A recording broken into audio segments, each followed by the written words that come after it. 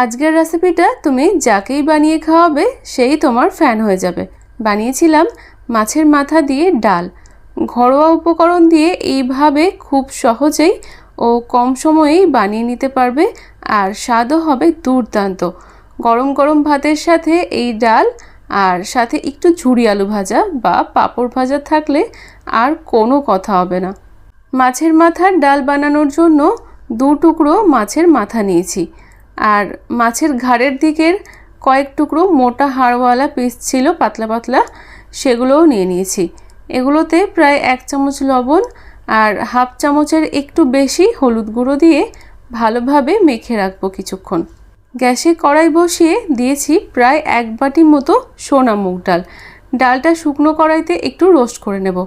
অনেকেই ডালটা তেল দিয়ে ভাজে, তো ইচ্ছে হলে তেলেও ভেজে নিতে পারো। ডালটা খানিকক্ষণ ভেজে নেওয়ার পর একটু লালচে মতো কালার ধরলে আঁচটা বন্ধ করে 2-1 বার জল পাল্টে পাল্টে ভালোভাবে ধুয়ে নেব। ডালটা তোমরা এমনি বড় বাটিতেও সেদ্ধ করতে পারো।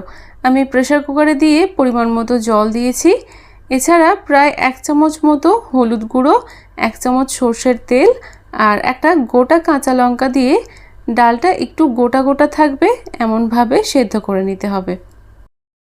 এবার একটা মশলা রেডি করে নেব। তার জন্য বোলের মধ্যে 1 চামচ হলুদ গুঁড়ো, স্বাদ মতো লবণ, 1 চামচ জিরে গুঁড়ো, হাফ চামচ ঝাল লঙ্কা গুঁড়ো, সুন্দর একটা কালারের জন্য দিয়েছি 1 চামচ কাশ্মীরি লাল লঙ্কা গুঁড়ো, স্বাদ মতো চিনি, হাফ চামচ গরম মশলা গুঁড়ো ও পরিমাণ মতো জল দিয়ে মশলাটা ভালোভাবে গুলে রেখেছি। ডালটা সেদ্ধ করার পরে আমি একটা বড় বাটিতে ঢেলে নিয়েছি।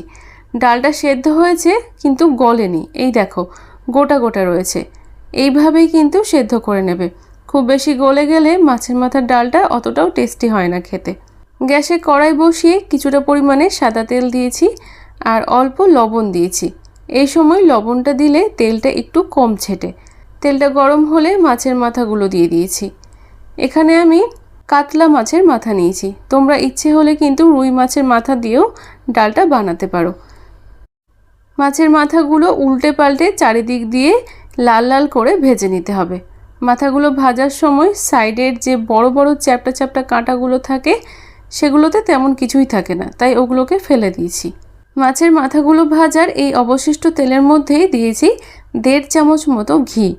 তারপর একটা তেজপাতা, একটা শুকনো লঙ্কা, ছোট চামচের 1 চামচ গোটা জিরে, গোটা গরম মশলা, 1/4 চামচ মতো দিয়েছি হিং আর 1 ইঞ্চি মতো আদা গ্রেট করে দিয়েছি।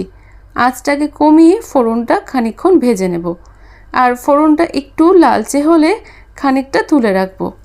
এটা আমি পরে ব্যবহার করব। বাকি ফোড়নটাতে গুলে রাখা মশলাটা দিয়ে দিয়েছি।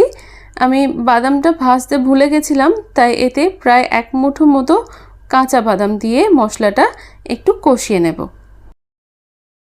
কিছুক্ষণ কষিয়ে মশলা থেকে তেল বেরিয়ে এলে ভেজে রাখা মাছের মাথাগুলো দিয়ে দেবে। মাছের মাথাগুলো একটু ভেঙে দিয়েছি, তোমরা ইচ্ছে হলে না ভেঙেও দিতে পারো। মিনিট 2 মশলার সাথে কষিয়ে নেওয়ার পর সেদ্ধ করে রাখা ডালটা দিয়ে দিয়েছি আর বাটি ধুয়ে অল্প জল দিয়েছি। এই ডালটা একটু ঘন ঘনই খেতে বেশি ভালো লাগে, তাই জলটা বুঝে দিতে হবে। একটু ভালোভাবে মিশিয়ে নিতে হবে। তারপর 2টো চেরা কাঁচা লঙ্কা ও পরিমাণ মতো কিশমিশ দিয়েছি। ইচ্ছে হলে কাজুও দিতে পারো। ভালোভাবে মিশিয়ে ঢাকা দিয়ে দেব। মিনিট 5 পর ডালটা ভালোভাবে ফুটে এলে একটু নাড়াচাড়া করে নেবে যাতে তলায় না ধরে যায়। তারপর একটু গরম মশলা গুঁড়ো, হাফ চামচ মতো ঘি দিয়েছি। তোমরা চাইলে একটু বেশিও দিতে পারো ঘিটা। আর ফোড়নের যে তেলটা আমি তুলে রেখেছিলাম সেটা দিয়ে দিয়েছি। সব কিছুকে ভালোভাবে মিশিয়ে আঁচ বন্ধ করে ঢাকা দিয়ে স্ট্যান্ডিং টাইমে রাখবে 5 মিনিট, যাতে সমস্ত কিছুর ফ্লেভার ডালের সাথে খুব ভালোভাবে মিশে যায়। 5 মিনিট পরে যখন ঢাকাটা খুলেছিলাম তখন ডালটা দিয়ে এত ভালো গন্ধ বেরোচ্ছিল না যে বলে বোঝানো যাবে না।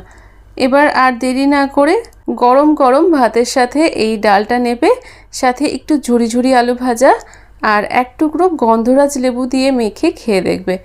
এক কথায় অনবদ্য লাগে। রেসিপিটা তোমাদের কেমন লাগলো জানিও।